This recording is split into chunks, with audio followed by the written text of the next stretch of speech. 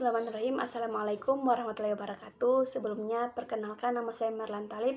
Saya mahasiswi semester 3 dari jurusan Pendidikan Guru Sekolah Dasar, Fakultas Ilmu Pendidikan, Universitas Negeri Gorontalo. Nah, pada kesempatan kali ini saya akan menjelaskan mengenai materi implementasi kurikulum darurat COVID-19. Yang pertama yaitu kita harus mengetahui mengenai pengertian dari kurikulum darurat. Nah, kurikulum darurat merupakan penyederhanaan kompetensi dasar yang mengacu pada kurikulum 2013. Pada kurikulum darurat ini ada pengurangan kompetensi dasar di setiap mata pelajaran sehingga berfokus pada kompetensi esensial dan kompetensi prasyarat untuk kelanjutan pembelajaran di tingkat selanjutnya. Kemudian, menurut Amin tahun 2020, ia mengatakan bahwa kurikulum darurat adalah kurikulum tingkat satuan pendidikan yang disusun dan dilaksanakan oleh satuan pendidikan pada masa darurat dengan memperhatikan panduan kurikulum darurat. Nah, di mana masa darurat yang dimaksudkan di sini bukan hanya pada masa darurat wabah coronavirus, akan tetapi juga berlaku pada masa darurat karena terjadi bencana alam, huru-hara, dan sebagainya. Nah, untuk pelaksanaan atau implementasinya, ketentuan kurikulum darurat atau pelaksanaannya berlaku sampai akhir tahun ajaran, tetapi berlaku walaupun kondisi khusus sudah berakhir. Jadi, satuan pendidikan atau sekolah dapat memilih dari 3 opsi pelaksanaan kurikulum, tetapi tetap menggunakan kurikulum nasional 2013, yang kedua, menggunakan kurikulum darurat dalam kondisi khusus, dan yang ketiga yaitu melakukan penyederhanaan kurikulum secara mandiri. Nah, itulah penjelasan materi mengenai implementasi kurikulum darurat COVID-19. Selanjutnya saya akan menampilkan sesi wawancara dari saya dengan guru, orang tua, dan siswa. Berikut adalah cuplikan videonya. Assalamualaikum warahmatullahi wabarakatuh, Pak. Sebelumnya, perkenalkan nama saya Merlan Talib dari jurusan Pendidikan Guru Sekolah Dasar. Kalau boleh tahu nama Bapak siapa? Abdurrahman Jakaria. Iya. Ya, nah sebelumnya Pak, saya ingin bertanya mengenai implementasi kurikulum di masa pandemi. Nah, pertanyaan pertama yaitu kesulitan apa yang dihadapi oleh Bapak ketika mengajar pada masa pandemi saat ini? Masalah yang dihadapi untuk masa pandemi, kami dengan memberikan pembelajaran melalui daring. Kemudian kendala dari siswa itu atau masalah yang kami hadapi itu terbentuk dari data, karena orang tua kasihan tidak mampu membeli data, sampai tugas mereka itu ada kalanya tidak terkirim.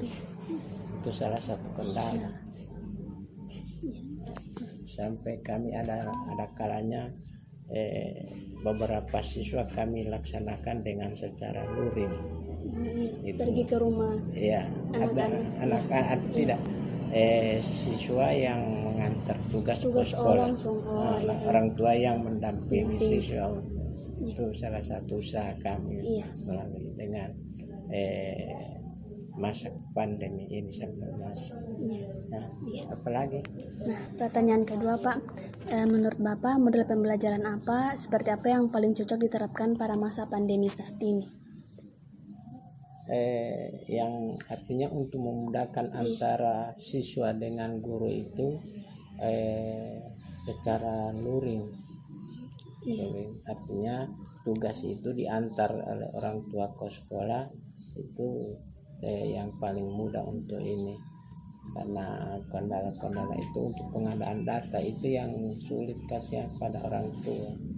Itu salah satu kendala kami dari ini, hanya kemudahannya itu secara luring. Nah, pertanyaan terakhir Pak, bagaimana tanggapan Bapak dalam menghadapi keadaan orang tua siswa yang sibuk atau yang sulit untuk dihubungi mengingat pembelajaran ini membutuhkan kerjasama antara guru dan orang tua siswa? Usaha kami itu seperti itu. Usaha kami itu seperti untuk orang tua itu mengantarkan itu tugas-tugas mereka itu usaha-usaha kami itu supaya mereka punya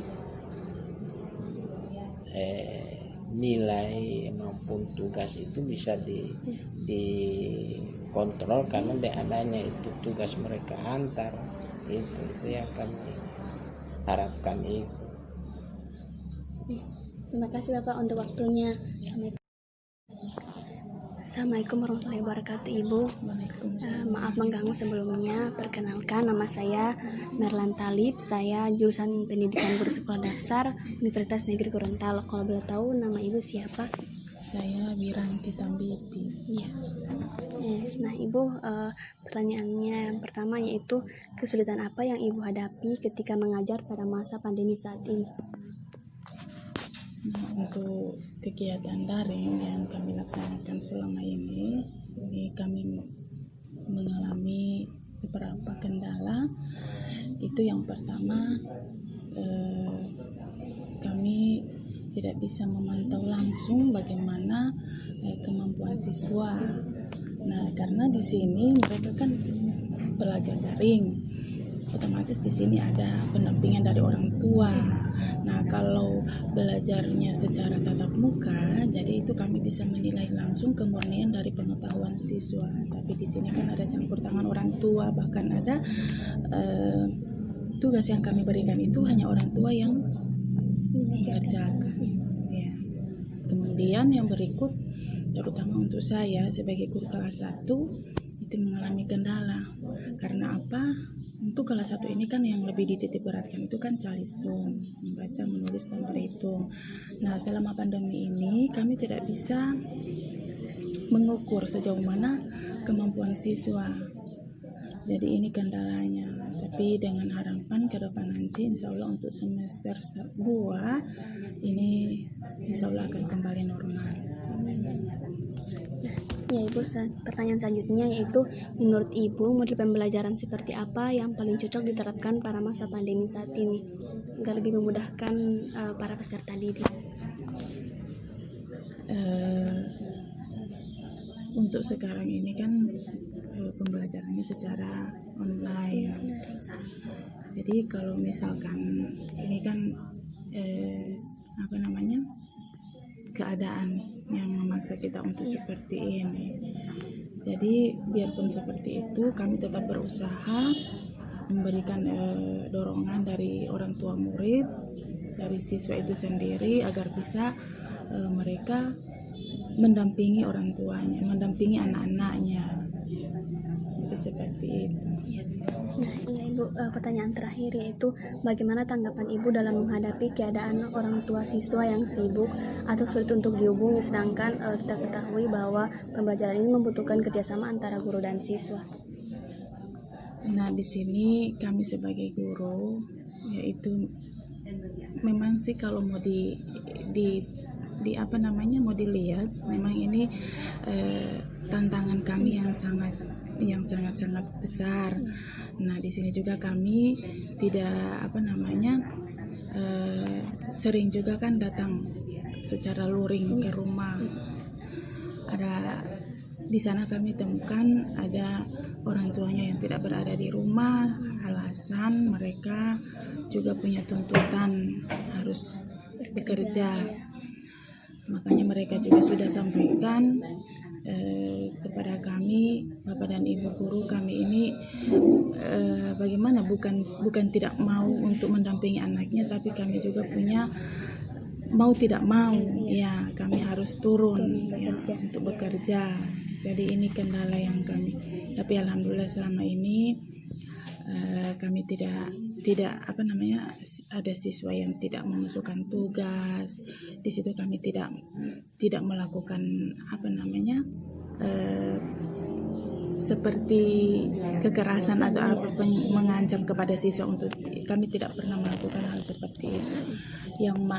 Pokoknya yang ada itu yang kami layani. Iya. Tapi selama ini di proses pembelajaran daring itu setiap hari kami memberikan tugas, ya, memberi Zoom meeting, walaupun keberadaan siswa untuk kelas 1 dari 20 orang siswa yang aktif sekarang itu tinggal 3 orang. Ya, ini memang sangat kendalanya yang sangat besar. Ya Ibu, sebelumnya terima kasih untuk waktunya Ibu.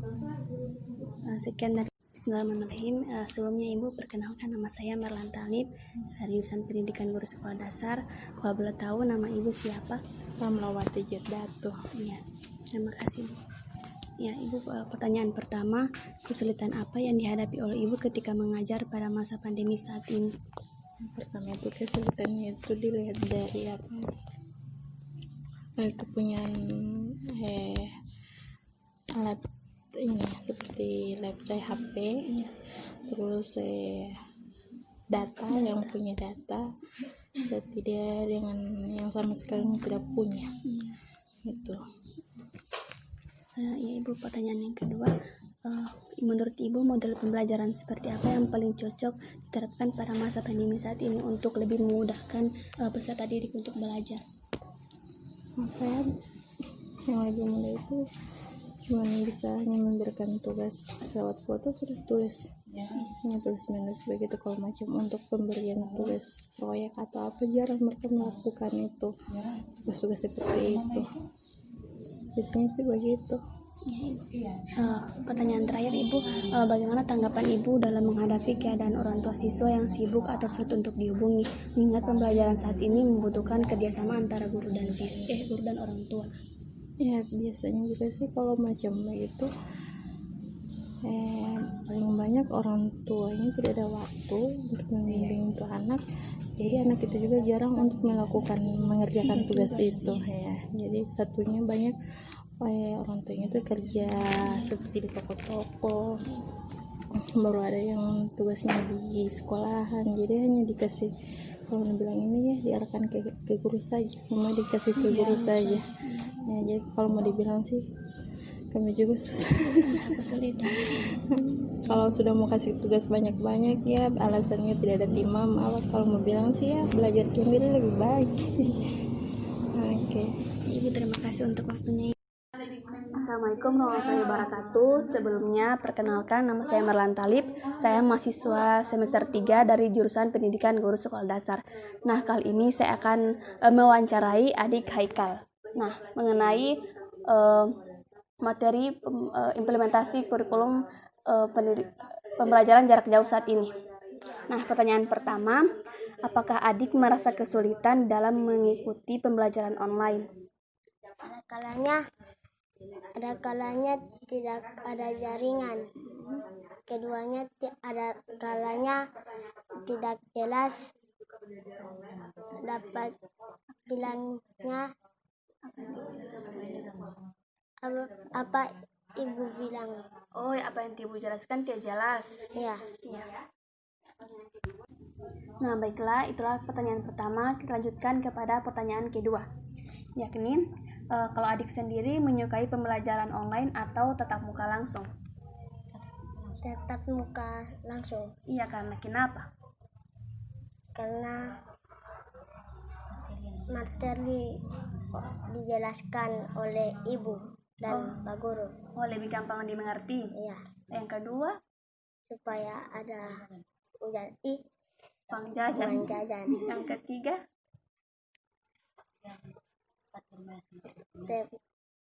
Yang ketiga supaya bermain dengan teman-teman. Oh, iya.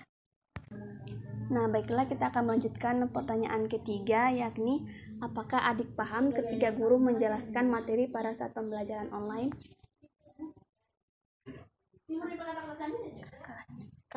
Akalanya kalau jaringan bagus mengerti, kalau tidak bagus tidak mengerti. Baiklah, Assalamualaikum warahmatullahi wabarakatuh. Perkenalkan, nama saya Merlan Talib, mahasiswa semester 3 dari jurusan Pendidikan Guru Sekolah Dasar. Nah, kali ini saya akan mewawancarai siswa yang bernama Baim. Nah, pertanyaan pertama yaitu, apakah adik merasa kesulitan dalam mengikuti pembelajaran online? Pertama-tama susah karena belum dapat data dari pemerintah. Akhir-akhirnya sudah mendapatkan data dan belajar lebih gampang. Baiklah, kita lanjut ke pertanyaan kedua, yaitu kalau adik sendiri lebih menyukai pembelajaran online atau tatap muka langsung? Tatap muka langsung. Kenapa? Karena bisa bermain sama teman-teman, bisa tetap belajar sama teman-teman, lalu mendapatkan uang jajan, lalu mengerti apa yang bicara oleh ibu atau pak guru. Iya. 1, 2, 3. Baiklah, kita lanjut ke pertanyaan selanjutnya, yaitu apakah adik paham ketika guru menjelaskan materi pada saat pembelajaran online? Kalau ibu belajar dikasih belajar pakai contoh, kami dapat mengerti. Kalau ibu langsung berbicara, Kalau ibu tidak pakai contoh bagaimana? kalau ibu tidak pakai contoh, kami dapat bosan. Baiklah, itulah wawancara dari adik Baim. Sekian dan terima kasih. Wassalamualaikum warahmatullahi wabarakatuh. Assalamualaikum warahmatullahi wabarakatuh. Sebelumnya perkenalkan, nama saya Merlan Talib. Saya mahasiswa semester 3 dari jurusan Pendidikan Guru Sekolah Dasar. Nah, pada kesempatan kali ini saya akan mewawancarai orang tua siswa. Nah, pertanyaan pertama, kesulitan apa yang dihadapi oleh orang tua siswa dalam menghadapi model pembelajaran saat ini? Kesulitan yang kami dapatkan itu biasa dalam pembelajaran matematika. Kebanyakan kan anak-anak di rumah belajarnya kurang efektif. Jadi bagi kami orang tua yang tidak mengerti akan penjumlahan, kayaknya sulit bagi kami untuk menjelaskan kepada anak-anak kami. Ya. Pertanyaan kedua, bagaimana cara orang tua siswa dalam membimbing anak agar tetap semangat dalam mengikuti pembelajaran? Kami selalu memberikan motivasi, seperti biasanya kami membujuk tentang memberikan hadiah pada saat kenaikan nanti agar anak-anak bisa semangat pergi ke sekolah. Pertanyaan terakhir, bagaimana cara orang tua dalam menghadapi anak yang sulit atau tidak mau belajar? Cara kami mengatasi anak jika malas sekolah, biasanya kami memberikan penjelasan bahwa jika malas pergi ke sekolah maka tidak akan naik ke jenjang kelas yang berikutnya. Ya. Assalamualaikum warahmatullahi wabarakatuh. Sebelumnya perkenalkan, nama saya Merlan Talib. Saya mahasiswa semester 3 dari jurusan Pendidikan Guru Sekolah Dasar. Nah, pada kesempatan kali ini saya akan mewawancarai orang tua siswa. Nah, langsung saja pertanyaan pertama, yaitu kesulitan apa yang ibu hadapi dalam menghadapi model pembelajaran saat ini? Kesulitan yang saya hadapi saat ini, pertama kesulitan keuangan. Kenapa saya bilang masalah keuangan? Karena anak-anak di sini kuat pakai data toh, jadi mau bilang apa ya? Boros tidak juga sih, cuman ini Ya, sangat membutuhkan itu ini untuk beli pulsa data. Terus yang kedua masalah jaringan juga. Biasa jaringan kan tidak ini tuh tidak bagus. Ya. Langsung saja pertanyaan kedua, yaitu bagaimana cara ibu dalam membimbing anak agar tetap semangat dalam mengikuti pembelajaran? Dalam membimbing anak, pertama saya kasih motivasi buat anak supaya dia rajin belajar. Terus yang kedua saya janjikan untuk kasih hadiah biar dia tetap semangat belajar. Iya. Pertanyaan terakhir, yaitu bagaimana cara ibu dalam menghadapi anak yang sulit atau tidak mau belajar? Kalau saya pribadi, kalau anak saya itu kan tidak pamba dengar, jadi kadang pertama saya nasihati dulu toh, terus kalau tidak mempan dengan nasihat, kadang saya jaga kasih sanksi tapi tidak seberat. Iya. Ya ibu, terima kasih untuk waktunya. Sekian dan terima kasih. Wassalamualaikum warahmatullahi wabarakatuh. Nah, jadi itulah hasil wawancara saya baik dari guru, siswa dan orang tua. Kemudian kesimpulan yang dapat saya ambil dari wawancara dari ketiga guru tersebut, yaitu kesulitan atau hambatan yang mereka alami selama implementasi kurikulum darurat COVID-19 ini, kesulitannya hampir sama, yaitu mengenai kesulitan ketersediaan kuota data, karena kebetulan sekolah tempat saya turun itu belum mendapatkan kuota data dari pemerintah, sehingga baik guru maupun siswa, khususnya siswa, sulit untuk mengikuti pembelajaran online. Kemudian kesulitan yang lainnya itu menurut Ibu Wiranti Tambipi, khususnya wali kelas 1, beliau mengatakan bahwa ia sulit dalam mengukur sejauh mana perkembangan atau pemahaman siswa, karena kadangkala jika guru memberikan tugas kepada siswa, yang mengerjakan hanya orang tua atau keluarga dari siswa itu sendiri. Jadi sulit bagi guru untuk mengukur sejauh mana pemahaman dari siswa itu sendiri. Kemudian khususnya lagi siswa kelas 1, di mana mereka harus belajar membaca, menulis, dan menghitung. Jadi guru sendiri tidak dapat memantau secara langsung sejauh mana perkembangan tersebut. Nah, selanjutnya yaitu kesimpulan daripada hasil wawancara untuk orang tua, yaitu bagaimana kesulitan atau tantangan bagi mereka di dalam pembelajaran COVID-19 ini. Yang pertama itu dari Ibu Farida Ismail. Ia mengatakan bahwa kesulitan yang ia hadapi yakni masalah keuangan, karena untuk dalam penyediaan kuota data untuk anaknya. Kemudian kesulitan yang lainnya itu kadang-kadang jaringan tidak bagus sehingga anaknya sulit untuk belajar. Kemudian kesulitan yang lainnya dari Ibu Rukaya Abudi yang mengatakan bahwa kesulitan yang kami dapatkan ialah anak-anak kami kan belajar di rumah, jadi sedangkan orang tua itu tidak paham akan materi yang dijelaskan oleh guru, sehingga orang tua sulit untuk mengulang ataupun menjelaskan kembali kepada anak-anak mengenai materi yang dijelaskan oleh bapak ataupun ibu guru. Nah, yang terakhir yaitu kesimpulan hasil wawancara saya dengan siswa. Bagaimana kesulitan atau hambatan mereka di dalam mengikuti pembelajaran COVID-19 saat ini. Nah, pertama mereka merasa sulit karena belum mendapatkan kuota dari pemerintah. Akan tetapi akhir-akhir ini mereka kan telah mendapatkan kuota data, sehingga mereka telah lebih mudah mengikuti pembelajaran online. Kemudian kesulitan yang kedua yaitu mereka mudah bosan mendengar ataupun menyimak materi pembelajaran yang diberikan oleh bapak ataupun ibu guru, karena kadangkala penjelasan yang ibu guru jelaskan atau bapak guru jelaskan tidak disertai dengan contoh, sehingga para peserta didik mudah bosan. Kemudian kesulitan yang ketiga yaitu adanya kendala jaringan, di mana kadangkala jaringannya tidak bagus, sehingga para peserta didik sulit untuk memahami materi yang dijelaskan oleh bapak dan ibu guru. Nah, jadi itulah kesimpulan yang dapat saya ambil daripada hasil wawancara dengan orang tua, guru, dan siswa. Lebih dan kurangnya saya mohon maaf. Wassalamualaikum warahmatullahi wabarakatuh.